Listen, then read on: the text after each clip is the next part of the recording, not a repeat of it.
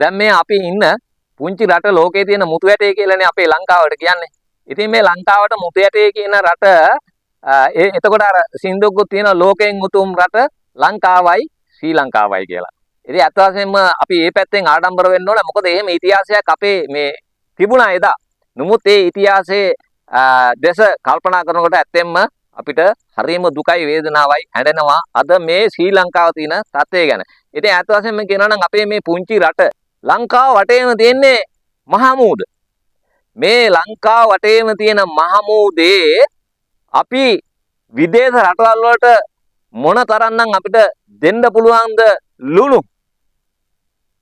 එතකොට මේ පුංචි මේ ශ්‍රී ලංකාව වටේම අපේ මහමූද තියෙනවා. මේ මහමූද තියාගෙන අද විදේශ රටවල් වලින් ලුණු ගෙන්නන ජාතියක් බවට පත් වෙන තරමට අපි පත් වෙලා තියෙනවා. ඉතින් ඔන්න ඕක තමයි ශ්‍රී ලංකාව කියන්න හරිම දුකයි කනගාටුයි. ඇත්ත වශයෙන්ම මොකද අපේ ලුණු ලේවායල් වලට උනේ?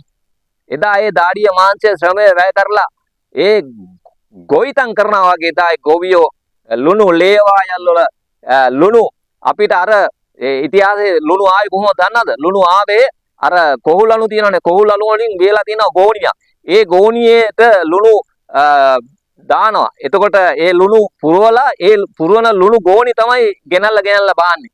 ඉතින් මට මේ සාමාන්‍ය මගේ අතීතයේ පොඩ්ඩක් මට මතකයි මේ ලුණු ගෝණිය ගෙනාවට පස්සේ එතකොට දෙන්නේ සේරු ඔය වගේම රාත්තල්.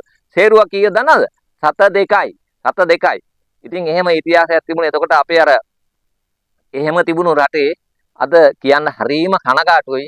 ඉතින් අපිට ලුණු ටිකක්වත් නැති තත්ත්වෙට පත් වෙලා තියෙනවා. ඉතින් එහෙම ලුණු කැටයක් ටිකක් හරි ලුණු කැටයක් හරි අපිට ගන්න තියනවා නම් අපිට ගන්න වෙන්නේ කීයද දන්නවද? දැනට රුපියල් 300කට වගේත් හැබැයි ගන්න නැහැ. ලුණු කිලෝ එකක් රුපියල් 300ටවත් ගන්න දැන් නැහැ. ඉතින් එතකොට දැන් ඉස්සරහට මේ ලොකුම අපේ මේ උත්සවයක් එනවා. ශ්‍රී ලංකිකයෝ කියන්නේ මේ ධනට පිනට දුන්නට අර අපේ මේ පාරම්පරික විදියට අර එදා බත් පිගාන කවුරු හරි ආවනම් කියලා කකා ඉන්න බත් පිගාන තියලා නැගිටලා ඒක දෙන જાතියක්නේ අපේ පාරම්පරික සිංහලෝ කියන්නේ. ඉතින් අද තාත්තේ රටේ බලනකොට මේ ප්‍රසිද්ධියේ